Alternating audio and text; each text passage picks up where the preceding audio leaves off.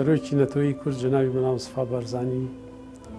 معنەوێتێکی گەورە بوو بۆ کورد، بۆ میلەتی کورد،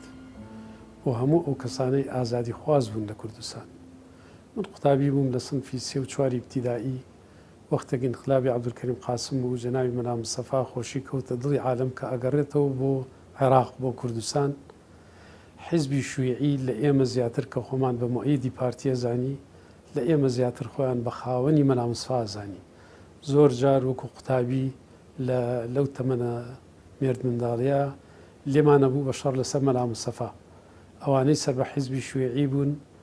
وایان بەیانە کرد کە مەلا مستەفا لەگەڵ ئەوانە و سەرۆکی ئەوانە و ئێمەش وەکو لایەنگری پارتی، قوتابیانی پارتی ئەمان گوت کە سەرۆکی ئێمەیە.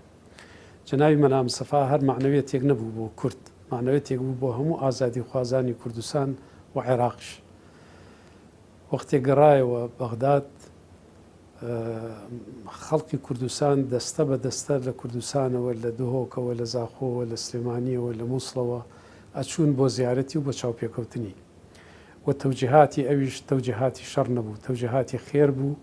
و داوای ئەوە بوو کە میلەتی کورد بە شێوەیەکی ئاشتی، بە شێوەیەکی هێمنی بە مافی ڕەوای خۆی بگا و ئەو وەعد و عودانەی کە حکوومەتی عەبدولکەریم قاسم پێی داون بهێنرێتە دی، بەڵام بەداخەوە وانە بوو، بۆیە ناچار بوو کە دەست بداتەوە شاخ و کێو و شۆڕش.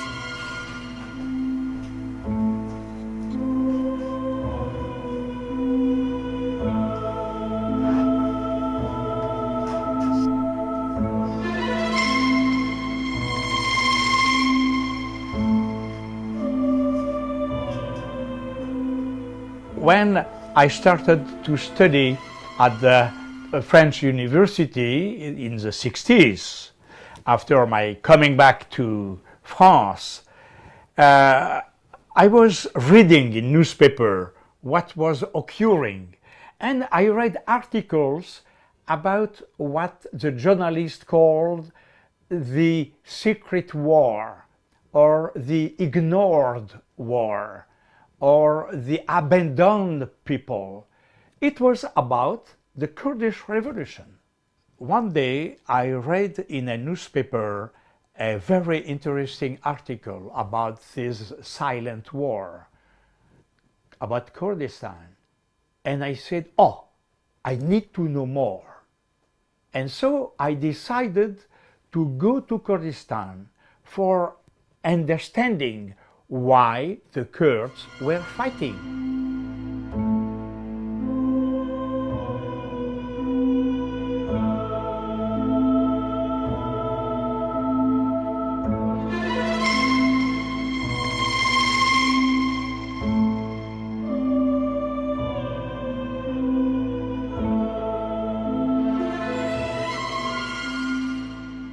باری دەرونی قاسم لەبار نەبوو کە کەسێکی سەرکردە هەڵبکەوێ لە بەشێکی عێراقدا خەڵک حسابی بۆ بکەن. فاضل بەڕاک لە کتێبەکەی خۆی ئاماژە بەوە دەکات، دەڵێت کاتێک کە ژاوەی بارزانی بە شەقامەکانی بەغدا تێپەڕدەبوو، خەڵک بە چەپ لە ڕێزان و ئاپۆڕە لە شەقامەکان دەوەستا بە جۆرێک کەوا دڵی قاسمی ینی قاسم ڕارابوو بوو لەو پێشوازیە گەرمەی کە خەڵک و کە دانیشتوانی تەواوی عێراق لە بارزانی دەکرێت. تەنانەت لە کاتی گەڕانەوەش وەکو دەزانی لە مەتاری موسەنای گەورەترین پێشوازی لێکرا لەسەر ینی ئاستێکی یەکجار بەرفراوان، خەڵکی بەغدا هەژانێکی تەواوی بەخۆی دیش خەڵک لە شار و شارۆچکەکانی دیکە هاتبوو. جا خاڵێکی دیکەی گرنگ ئەگەر باز بکەین دەبینین حکوومەتی قاسم هەڵمەتێکی گەورەی ڕۆژنامەوانی دەست پێ کردبوو. بۆ نمونە لە ڕۆژنامەی بەغدا کەسێک بە ناوی خضر العەباسی زۆر ئاماژە بەوە دەکا کە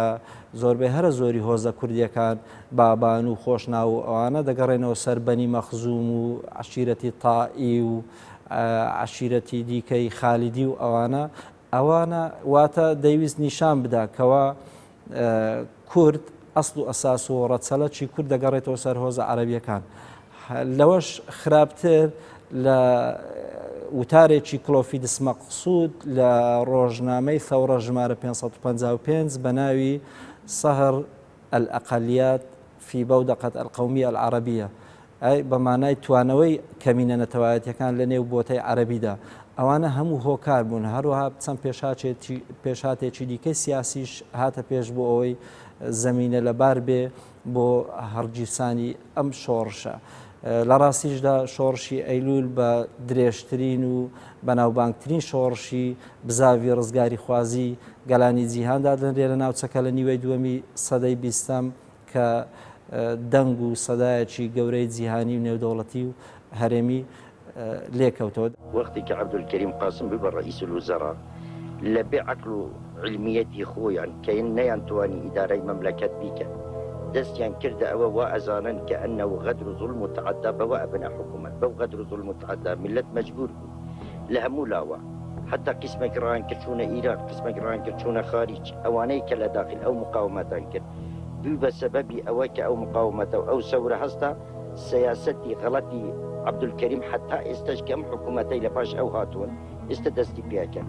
یعنی ئەسباب ئەوە بوو پیاویان ئەکوشتن تاڵانیان ئەبر خەڵکیان ئەکرد بەبێ مەعنا هەر لەسەر تەقاریری بێت ئەساس لەو قەدر و زوڵمە کە گەیاندە دەرەجای کە کەس نەتوانی بخۆی دانیشی لە ئەم حیاتی خۆی ئەمین لە ماڵی خۆرت ئەوانەی کە سەورە کرد مەجبور بوون کە مقاومەتی ئەو قەدر و زوڵم و بێعەقلی و ئەو تەعەدانە بکەن کە لەسەر میلەت. یازدەی ئەیلولی ساڵی 1961 گەورەترین و درێژترین شۆڕش لە مێژووی بزاوی ئازادی خوازی گەلی کوردستان لە کوردستانی عێراق بەڕابەرایەتی مەلا مستەفا بارزانی هەڵگیرسا.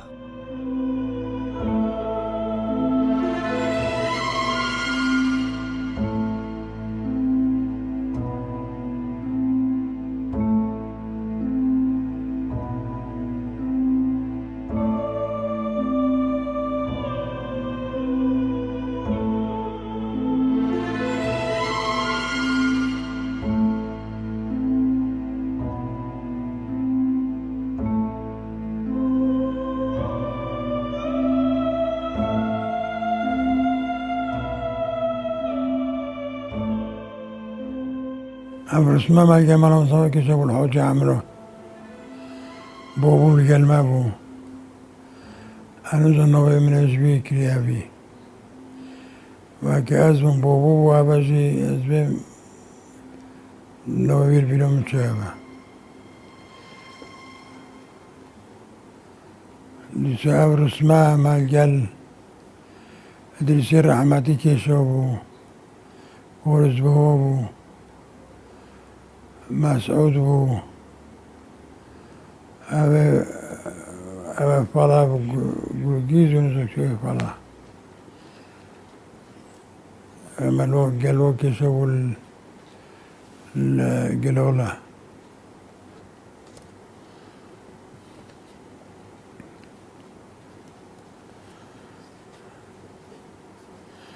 اوه گل مرامزان ما کشو بو لحاج عمران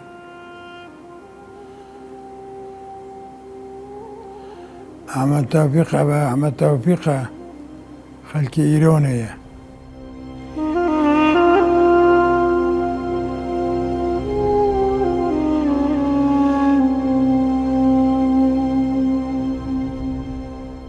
سال 1963 میگردی بار همشنی چون سر نهله و سر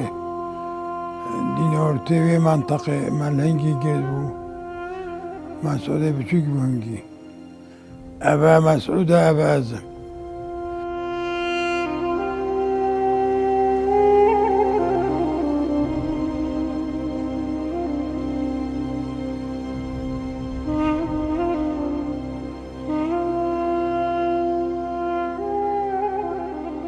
شورش ایلونه وقتی دست بکری هر جایی که ملا مصطفی چو بوه چو پازید بدنه خیروز یا خید دنه خلق قصد کده و سو خلقی قصد ملا مصطفی کرد جبر عدالتوی ایز دیبونه فلا بونه جیبونه هر قبایلک با قصد ملا مصطفی کرد قەستا عەداڵەتەویت کرد و ئینسانیەتەوی هەمی تەخم بوون سوورە شەویلۆنە عەداڵەتەوی وەسە بوو ئەس چوومە دیلمان مەلا مستەفا هێنۆرتە من جێ میوانە جودا بوو جێوی بخۆ جودا بوو چوومە وێرێ درەنگی شەو بوو گوتە ئەدریسی ڕەحمەتی گوتی هەرە میوانت خوبینە چۆ پیرەمێرینۆن ئێکێ ڕێلی بوو ئێکێ سێلکی بوو دوجی من نازانم یەکیش گوندی بوو پیرەمێر بوون بێچۆرە فەقیر بێسەر و بە جلکێ دەریۆیل بە گوتە مەڵا گوتە ئەدریسێ ڕەحمەتی گو هەرە جلکێ تۆژی بینە چوو ئێک و دەستە جلکۆ بووینەوە ئێک و قۆتێ جلکۆ بووینەوە ئێک و شیتێک ئێک و جەمەدۆن ئێک و کلۆپ یعنی تەغمە کۆمل بووینۆن ئەی بخۆ دەستێت خۆ جلکێت کەبن بارکردن یەنی کێنە بەروی بخۆ مەڵا مستەفای بخۆ و بووکێنە نۆبکەفی کێ دۆ نەبێ وەختێ خلاص بووی ماجی گوتی ئەزبەنی مجی گوتی ئەوە چ بوو گوتی بۆنە گەلێ خزمەتە منۆ کردی برێتوی کوڕێتەوە هیچ شهید بووین ئەوە چۆ خزمەتەمە کرد ئەژی وەسابی کردی خزمەتەوە وەکەم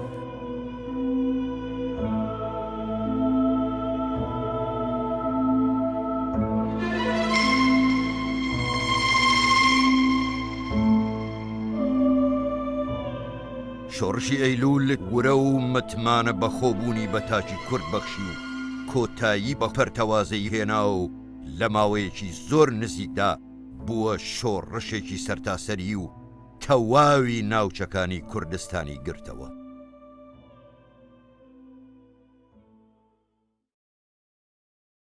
شۆڕشی ئەیلوول شۆڕشی نەتەوەیی بوو شۆڕشێکی گرنگ بوو بەڕێی من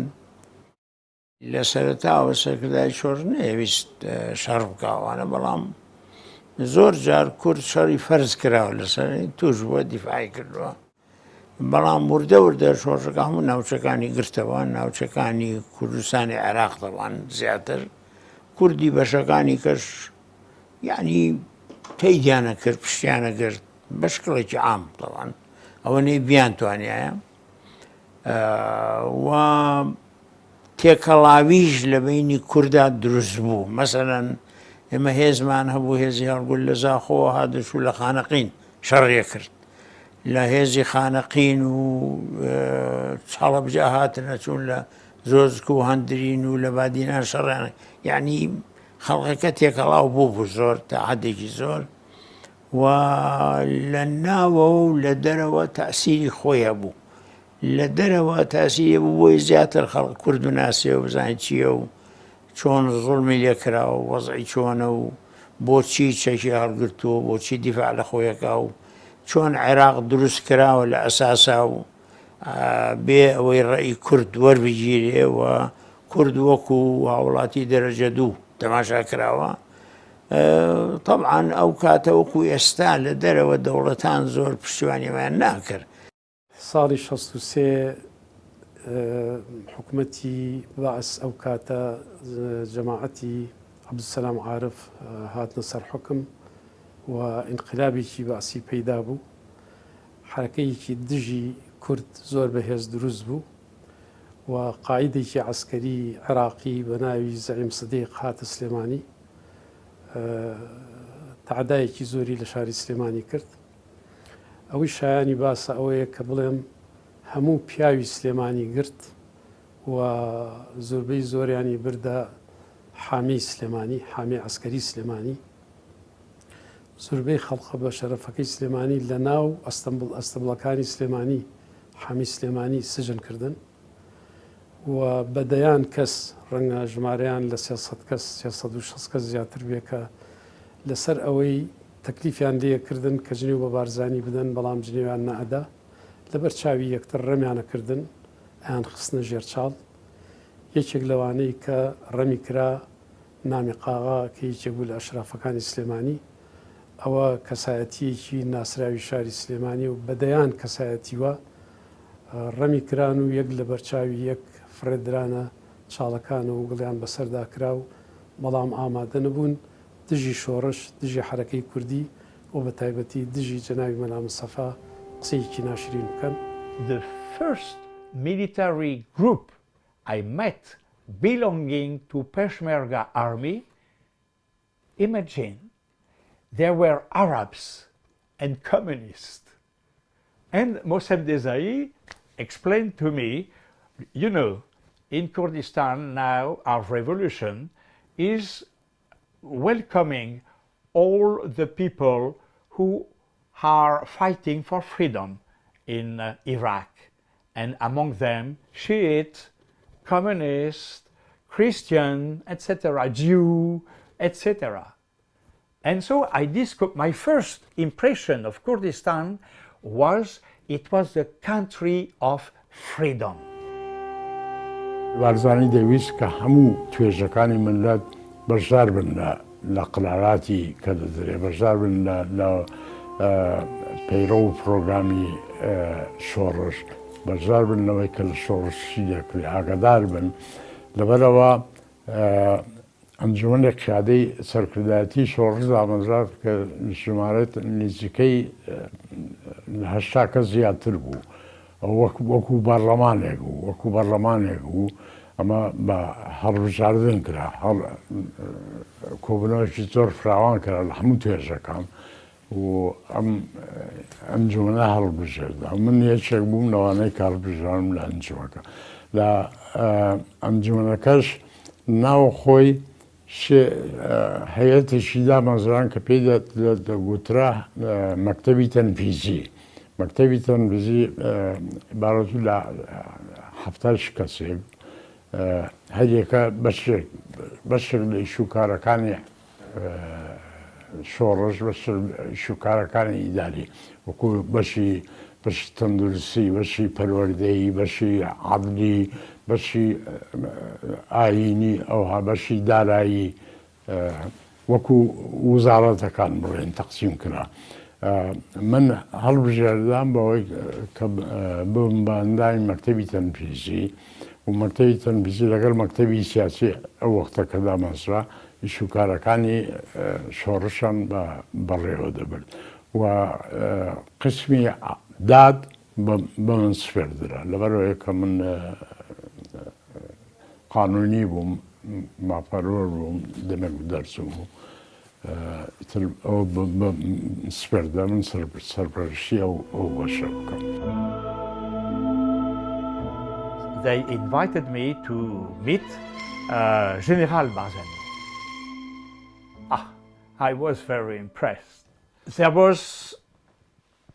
something coming from his presence, very impressive. The young sons of Barzani at the time, Idris and Messaoud, were very quiet too, very busy. And I asked Barzani, why you don't practice terrorism? I mean, like the Palestinian, burning a plane, bombing an embassy, and so on. And Barzani said, but this is not good. It's not moral, because you can kill innocent. I don't have to do that. I have to defend my country and the people, the Kurdish people. I don't have to attack innocents. With Barzani, violence was not a political tool. It was only a survival tool for survival. أول صالح حفتاب بارزاني فرماني دا قوتي له همو زيش اللي بطليون كانوا لا كردستاني خمان كونفرانسان كون بجبري إشاري كونفراس كومولك ملام ليرنا قراريك كايدي يشتي زانان ليون دري دروس بكينو كونغرشي بكين بو دروس كردني يشتي زانا يعني آيني كردستان لو تاركي دا وتارا شريكو بيكو رنجينو زوانو لدواد بايكي وقوتي بيم خوش همو تامزان اما مشكلة آين مان نيا مشكلة مذهبش مان نيا او مشكلة كإما همانا تنها مشكلة نشتمانا بەهۆی شۆڕشی مەزنی ئەیلول چەندین جار حکوومەتی عێراق ناچار کرا دانوستاندن لەگەڵ کورد بکات. ئەمەش لە ئەنجامی حکمت و لێهاتوویی سەرکردایەتی شۆڕش بەڕابەرایەتی مەلا مستەفا بارزانی و ڕۆڵ و قارەمانێتی پێشمەرگەدا خۆی دەبینێتەوە. هەروەک دەتوانین نمونەی دیاری ئەو بە چۆکدا هاتنەی دوژمن لە داستانی مێژوویی هەندرێندا ببینین. ڕێک لە 12 پێنجی 1966 لە داستانێکی کەموێنەدا بە دروشمی کوردستان یان نەمان هێزی پێشمەرگەی شۆڕشی مەزنی ئەیلول لە چیای هەندرێن گورزێکی ئەو تۆیان لە سوپایە و کاتی ڕژێمی بەکداوەشاند نەک هەر ئاستێکی بۆ غروری عەسکەردانە بەڵکو حکوومەتیشی ناچار کرد بۆ دەرباز بوون لەو زۆنگاوەی تێکەوت بوو بیر لە ڕێگە چارەی دیکە بکاتەوە. لە سێ مێحوەر هجوومی کرد لە دوو مێحوەر زۆر بە چاوکی شکا لە یەکێکیشی تا ئەندازەیە کەواتە پێش کە بوو بەهۆی ئەوەی سێ چوار دەی ئێمەی ئاگر تێبەردا و ئەو خەڵکە هەمووی دەربەدەر کرا و هەمووی خەڵکی فەقیر و بێدەسەڵات کە لە دەستی ئەوان ڕایان کردبێ بۆ خۆیان لەوێ بازی خانوویان دروست کردبێ وشیان لێ سووتاندن و بەس لەبەرەوەی کە لە دوو مێحوەرەکەی ترشکا ناچار لەوێش کشایەوە بودواو. لە ئاکامدا گفتوگۆل لە نێوان حکوومەت و سەرکردایەتی شۆڕشی ئەیلول دەستی پێکرد و بە بەیانی 29 حوزەیران کۆتایی هات.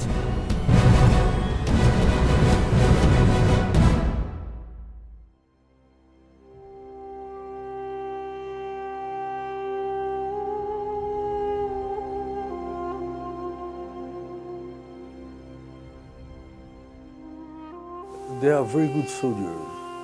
I mean, I have covered war through my life. You know,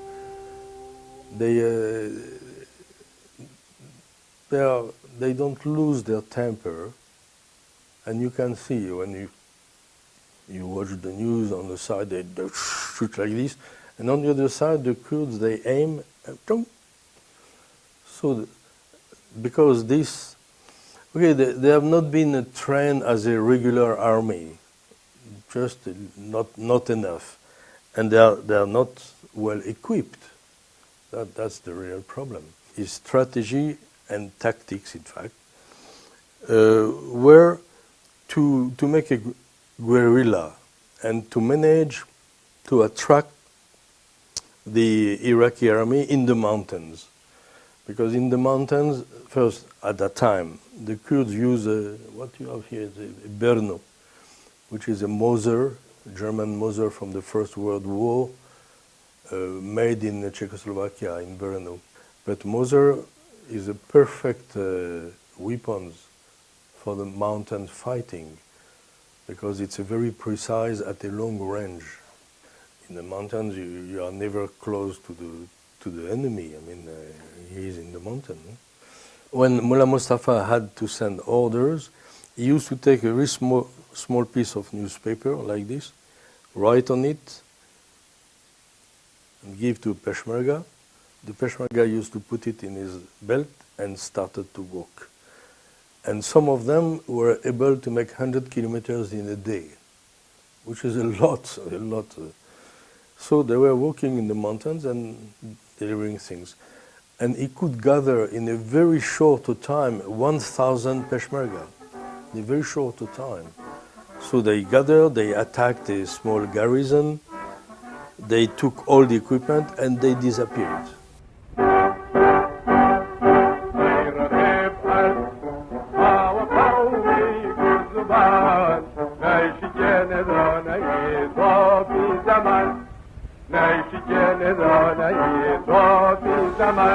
ئێمە میلەتێکی مەزلوم ئێمە لەگەڵ هەموو عالەمی دنیا شتێکی عەداییمان نییە لەگەڵ هەموو کەس دۆستی. هەرچەندە ئەو ڕژێمە تەنیا بە زمانی ئاگر و ئاسن وەڵامی داخوازی ڕەوەکانی گەلی کوردی دەدایەوە، بەڵام بەهۆی کاریگەری شۆڕشی ئەیلول چەندین جار و لە چەند قۆناغێکدا دەرگای گفتوگۆ کرایەوە تاکو سەرنجام ڕێکەوتنی 11 ئاداری ساڵی هەفتای لێکەوتەوە. ئەمەش دەستکەوتێکی گەورەی بۆ گەلی کوردستان بەدیهێنا و بۆ یەکەم جار ڕژێمێکی پڕچەک و جبەخانەی ناچار کرد بێتە سەر مێزی گفتوگۆ و ئەو ڕێکەوتنە ئیمزا بکات.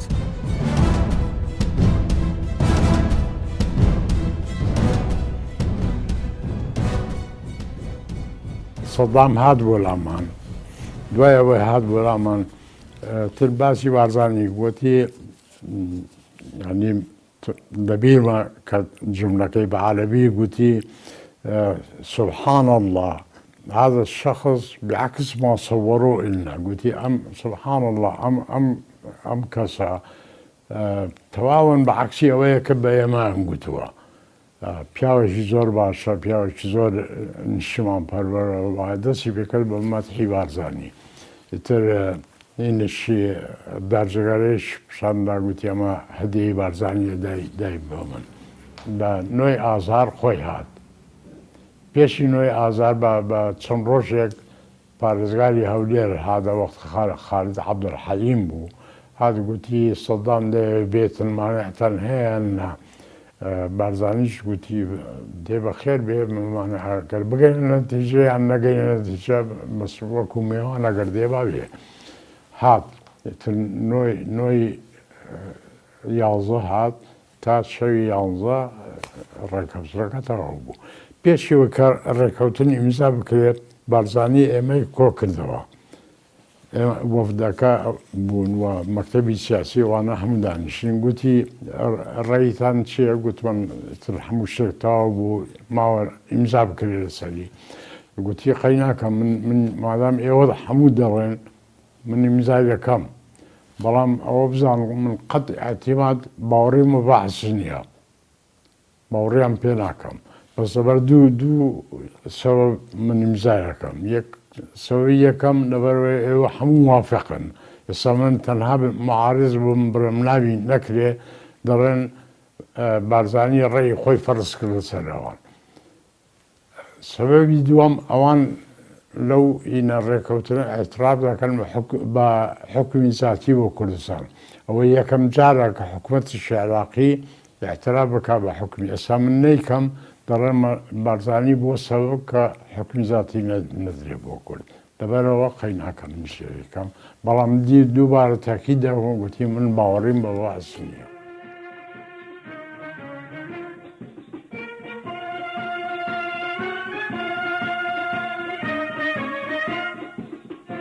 بەچوونی بارزانی نەمربوویەکی سۆڤێت و گەڕانەوە تەجربەی باشی پێکرد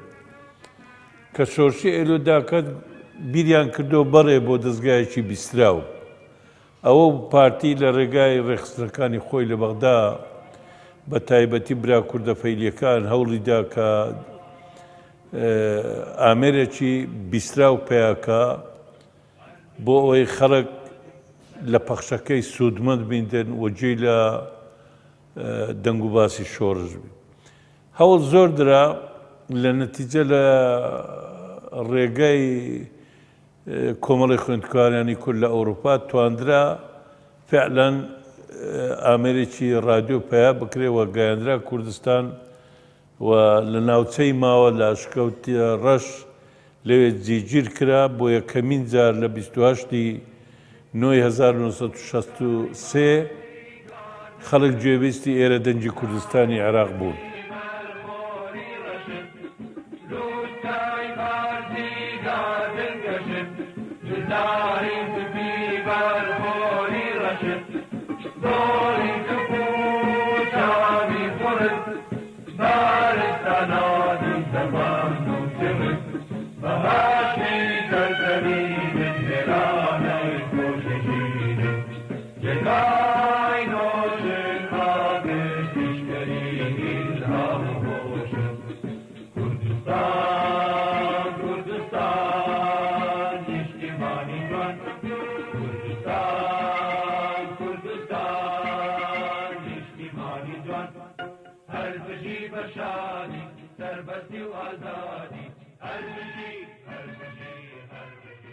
Very strong leader.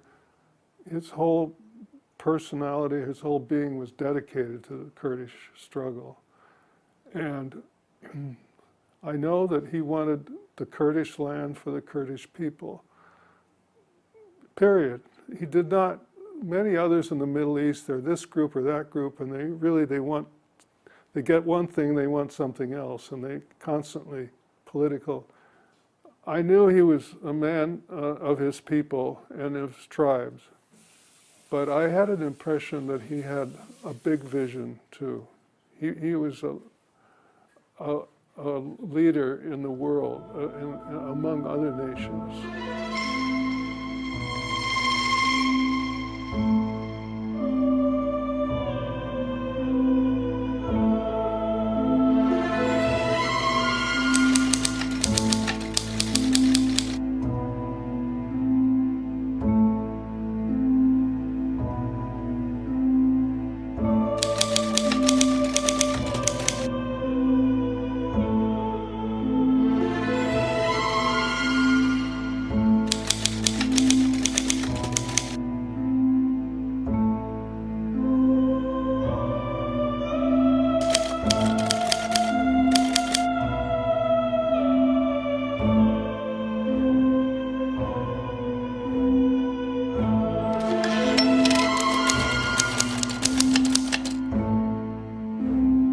ملتی کرد بوی درکەوت لە ژیانی چەند ساڵەیدا لەگەڵ عەبدولکەریم و غەیری عەبدولکەریم ژیانی بە شێوەی پێشوو زۆر زەحمەتە و سەختە و هیچ ممکن نییە بۆیە ناچار داوای حکمی ذاتی ئۆتۆنۆمی بۆ خۆی بکات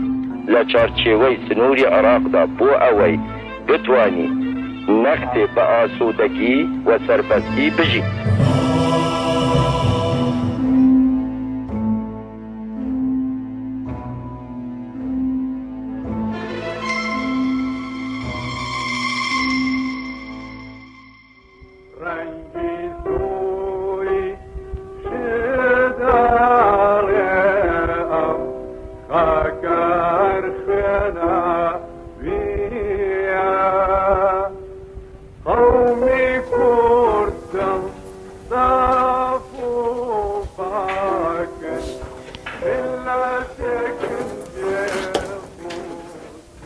لە کاتی خۆی جەنابی مەلا مستەفای ئەگەر هات لە کاتی خۆی لە دیلمان بوو ماڵەکەی لە دیلمان بوو تۆپ تیارە زۆر بوو. مەلا مستەفا بابم زۆر لە مەلا مستەفای نزیک بوو گوتی سعید ئاغا شوێنێکی وات پێشک نایێ ئەگەر بیکەینە نەفەق لە بە تۆپ تیارەی بابیش گوتی بە جەنابی سەرۆکی وەرە سەر هەردی من مڵکی من هات چکە ئەو مڵکەی بابمە مەیە نەفەقەکەی لێرەکە لێدا نەفەقەکەی لێرە لێدا لە بۆ تۆپ تیارەوە ئەو لای مەسەلەن ئەو سەر و باسکانش هەموو دۆشکە بوون لەبەرەوەی تیارەی لە ماڵە خزمەکەمەدا پێشش کەس تێدا گوشتن هەر ئەلێرە ئەوجا جەنابی مەلا مستەفای وەختی تیارە و شتی دەهاتنە ئەو شکەوتەی بە خار و خێزان و ماڵ و هەموو شتەوە هەمویان دەهاتنە ناو ئێرەکە.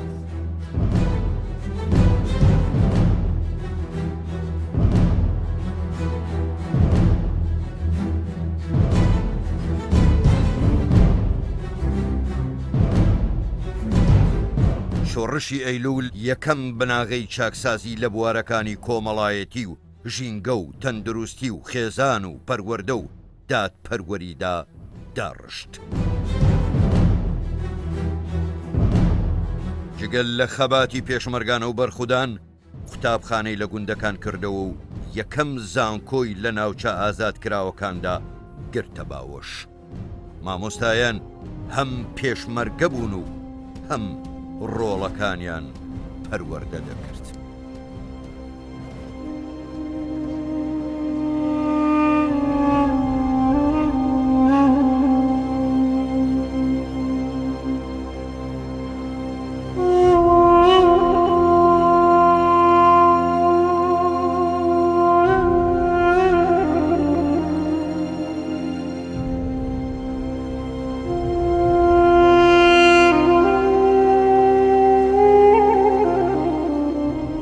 لۆ شۆڕش ئەیلیل کە بەنهێنیشمان دەکرد زۆر یارمەتی منداڵە پێشمەرگا و ژنە پێشمەرگەکانمان دەدا کۆمەکمان لە غڕدەکردنەوە کە ڕاتبمان وەردەگرت لە هەندێک لە مەعاشەکەمان ئەوە دەکردەوە لۆ منداڵە پێشمەرگەکان قوتابی بوون لە کنمان تشتمان دەکڕێت و بەخۆم بەڕێوەبەری قوتابخانەکەی بووم ڕۆڵێکی زۆرم هەبوو لە فێرکردنی منداڵە پێشمەرگەی لە مەکتەبێت وانم پێ دەگوتنەوە دانی ئێواران پۆلی یەکم زۆریانم دەهینا مالێ لە مالێ دەرسم پێدەدانەوە لۆ ئەوەی یان معلوماتیان زێتر بی قوتابخانە زۆر بە جوانی بەڕێوە دەچوو لە ناو چیایان لە کونە شاخان وانەیان دەگۆتەوە بە قوتابیان زۆر لە ژنان هەبوو لەگەڵ پیاوەکان دەجەنگان خواردنیان لۆ ئامادە دەکردن دەیان برد لە بۆیان خواردنیان لۆ دەبردن جلکوبەرجیان لۆ دەبردن تەقەمەنیان لۆ دەبردن کە دەهاتن ئەویان هەبایە لە ماڵان خۆیان دەحەشاردەوە ینی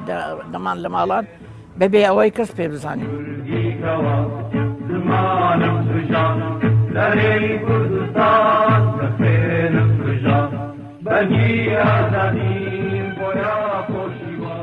وأنا خائنا خيانة كردوها لشعب كرد ولشعب عرب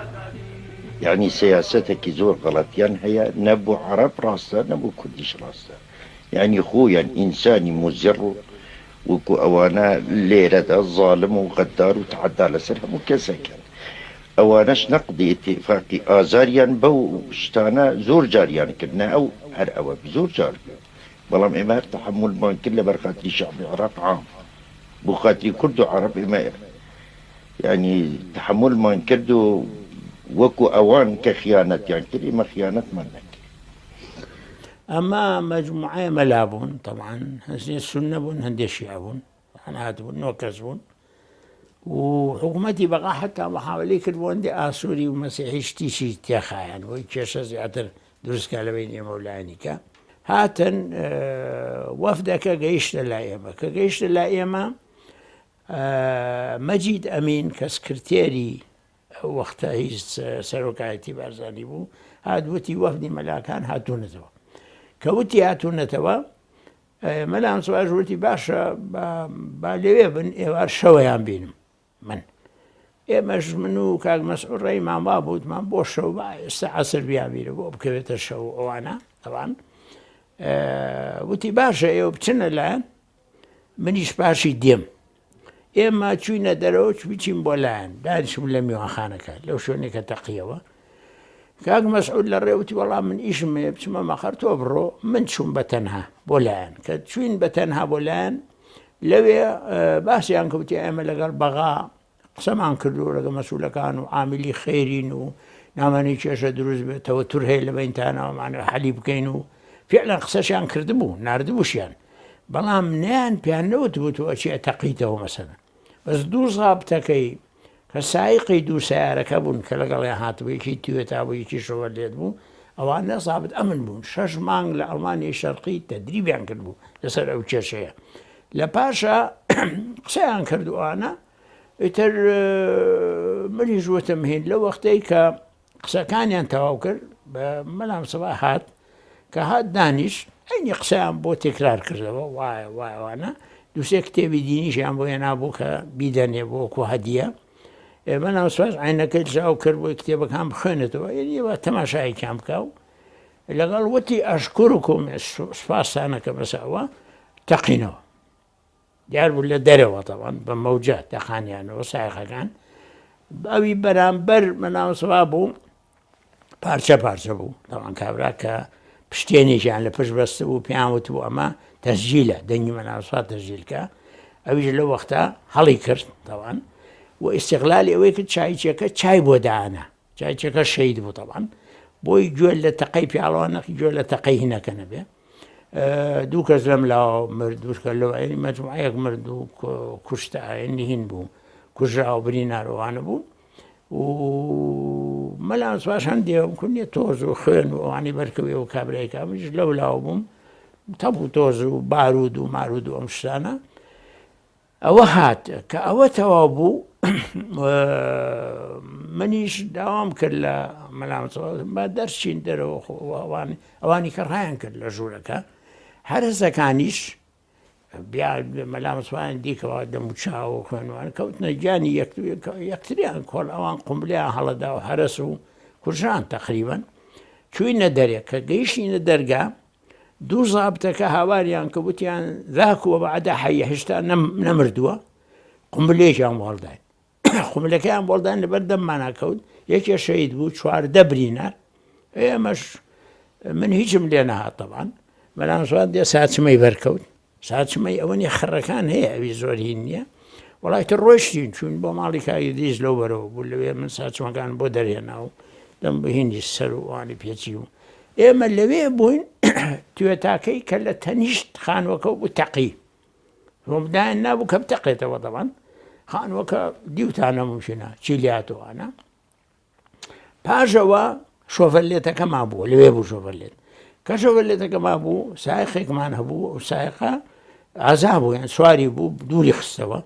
دووری خستەوە پاشی هەندەسە چوون کردیانەوە باگلایەتەکانی ساڕۆغ بوو هەمووی دینەمێت بوو هەموویم بوو حەزیان کرد بوو بۆیە پێڕاکەن و بە ساڕۆخیش ئەگەر یەکێ دوایان کەوەیم بێ ئەوەش هین کرا بۆ شکەوە ئەنی بەو شێوەیە بوو حادیسەکە حادیسەیەکی زۆر گەورە بوو و خوا ڕزگاری کردینە جینا حادیسەی وا خۆ دەزانی ینی ئەو چای چییە شەید نەبووە لەوێ ممکن بوو ئەو قوم لەو شتە بەر مەلام سواب بکەوێت بەرام بەر بچکە چایچێکە بوو بە مانیع تقریبا بەو شێوەیە بوو تقریبا حادیسەکە لە 29 هەفتاوێک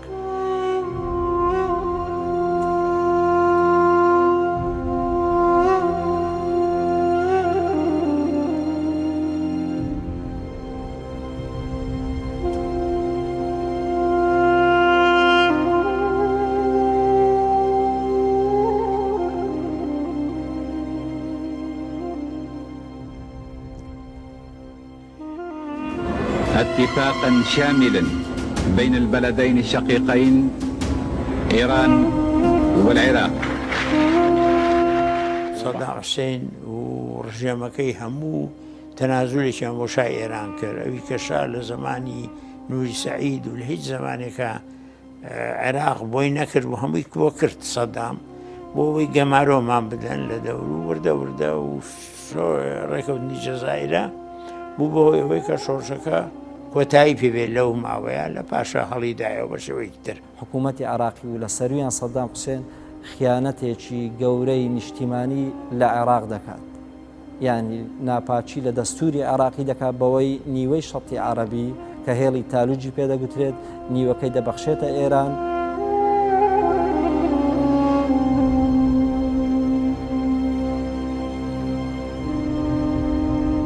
ئێرە دەنجی کوردستانی عێراقا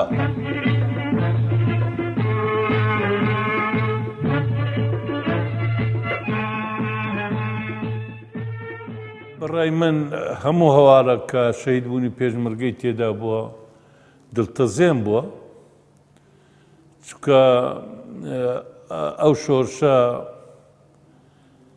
ئەگە بە خوێنی شەیدان ئاو نەدرا بە ڕەنگە ئێستا ئەو بەراومان نەدەبوو بەرام هەواڵە هەرا دڵتەزێنەکە ئەوە بوو کە بە پێی پیلانێکی نێودەوڵەتی جەزایر بەداخەوە شۆرشێکی 14 ساڵیە خڵتان کرا و هەموو ئاواتەکانی کورد لەسەری بنیان نابوو لە ناویان برد ئەوە بەڕاستی زۆر شتێکی دڵتەزێن و جەرگ بڕ بوو ئیتر هەر دوای هەندێش رادیۆکەش نەما ئەوە هەواڵە دڵتەزێنەکە بوو. His determination, his clarity. He seemed to me to be a man who thought very clearly.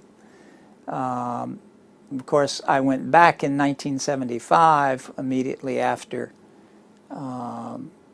the collapse of the Kurdish rebellion. When I went in 73, I went because at that time, in March of 1973, it was the beginning of the Kurdish rebellion. It hadn't been declared yet, but it was clear that Mullah Mustafa Barzani had become disillusioned with any possibility of living with Saddam Hussein, that he knew Saddam would not keep his word. It's really important for the new generation and for the present generation to keep in mind all the history of the fight, of the struggle. To keep in mind all the sacrifice, the ethic, the morality of all the Kurds who were fighting in a spirit of unity. I was really impressed in Kurdistan because I felt, as I told you at the beginning, this a land of freedom, religious freedom, gender freedom, equality between women and men, seriousness, self-discipline, also the love of the country, a true love. He knew that it would be like this, but he said that anyhow,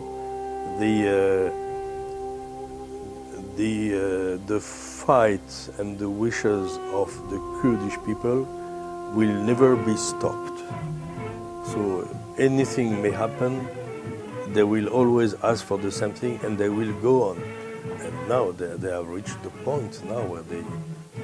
could be independent. ما وقومي كل زمان نعيش كان دانني طوبي زمن نعيش كان دانني طوبي زمن كدنا لكل مردوة كدنا لكل مردوة كور زندوة زندوة قلنا لغي آلا كمن زندوة قلنا لغي آلا كمن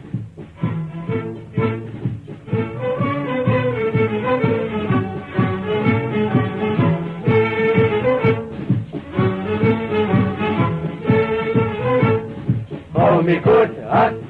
تعالى تعالى وقت ليه تعبك النفسي بك